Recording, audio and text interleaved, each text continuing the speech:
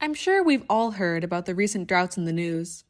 From the extreme drought conditions in California from 2012 to 2016, to the drought that devastated the crawfish industry in Louisiana, drought is clearly a pressing issue in the western United States, and one that is only getting worse. On top of the obvious water shortage issues that come with drought, these drought conditions are going to be very damaging for agriculture in the US and will increase wildfire risks. Our current energy system is also highly reliable on water, making our tech-based society even more vulnerable to drought. Although the increasing drought frequency and severity are far from just an American problem, I will focus on the US to limit the scope of this video. Megadroughts in the American West are far from unprecedented. You likely heard about the Dust Bowl in your American history class, and a series of megadroughts led to the collapse of the Anasazi.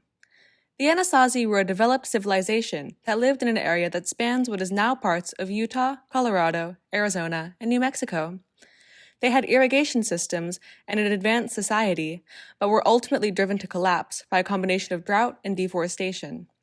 Do these issues sound familiar to you?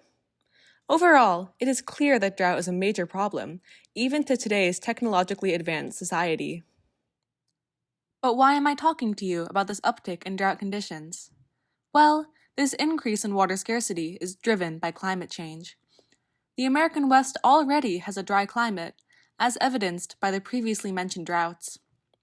The higher temperatures that are already coming with climate change will increase evaporation, decreasing available water in lakes and rivers, and drying out the soil.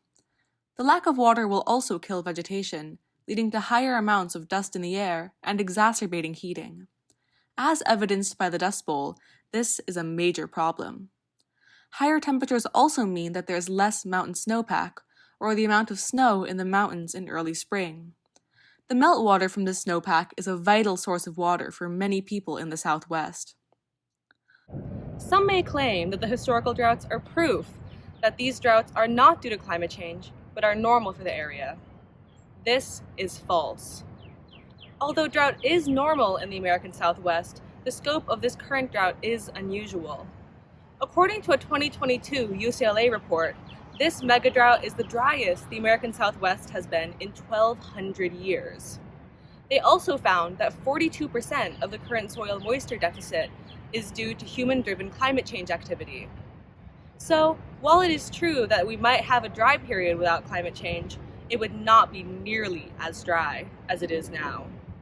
Overall, it is clear that climate change is already affecting water supply in the American West, and these negative effects will only be exacerbated as the climate continues to warm.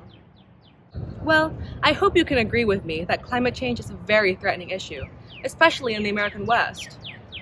But what can we do about it? Although some people could move to wetter areas of the country, that's just not a reasonable solution for everyone. And we're already seeing measures like water rationing take place, which is not a viable long-term solution. What we can do is stop America's current contributions to climate change.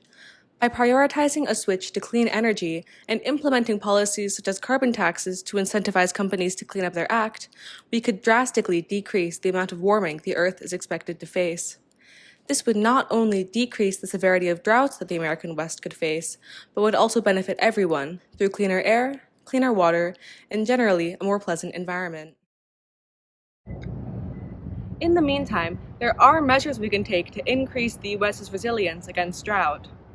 Improving our energy efficiency, or switching to renewable energy sources such as solar that don't require water, will reduce our reliance on water and decrease the impact that drought could have on our energy grid. Encouraging farmers to switch to drought-resistant crops such as beans, broccoli, and certain types of grains will also decrease the negative effects that drought has on American agriculture.